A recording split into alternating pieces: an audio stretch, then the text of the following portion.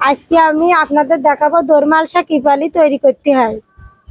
এই প্রথমে ছাঁচের পরে কিছু বালি নিয়ে তারপরে এটা হলো চটি, সেই চটিটা সে ছাঁচের পরে দিয়ে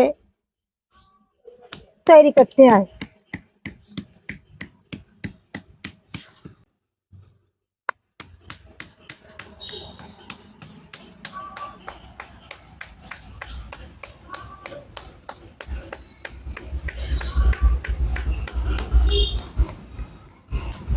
এই আমার দইয়ের মালসা তৈরি হয়ে গেল। আপনি প্রতিদিন কতগুলো দইয়ের মালসা তৈরি করতে পারেন? এর 150 থেকে 200 মালসা তৈরি করা যায়। এগুলো আপনারা কি হিসাবে বিক্রি করে থাকেন? পাইকারি খুচরা বিক্রি করা যায়। আমরা এই মালসাগুলো দইয়ের বাজারে মিষ্টির দোকানে দইয়ের জন্য তৈরির পাতার কাজে বিক্রি করা হয়। কি হিসাবে বিক্রি করা হয়? পিস হিসাবে নাকি এটা? পিস হিসাবে বিক্রি করা হয়।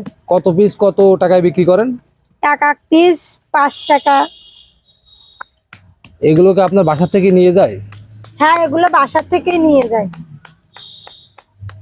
তাহলে আপনি কত পিস মালসা তৈরি করতে পারেন একদিনে?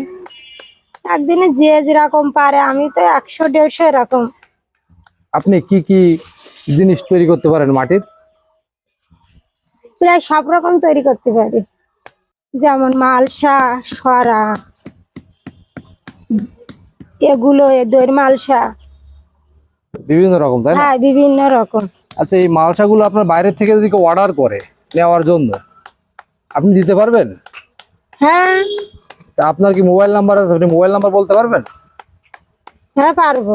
হ্যাঁ, তাহলে আপনাদের নাম্বারটা বলেন, যেহেতু আপনার সাথে যোগাযোগ করে যদি কারোর এই মালসাগুলো প্রয়োজন হয় অবশ্যই আপনার থেকে সংগ্রহ করতে পারবে।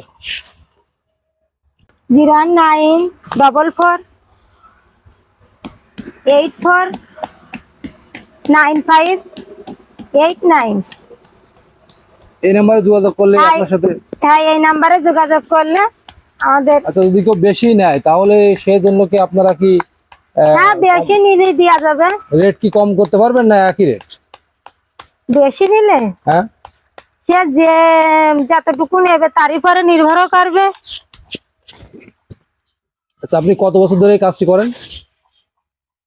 এটা আমরা 7-8 বছর ধরে করতেছি। আচ্ছা, আপনাদের ঠিকানাটা কোথায়? আপনাদের এই যে ঠিকানা, এই এলাকাটার নাম একটু বলেন।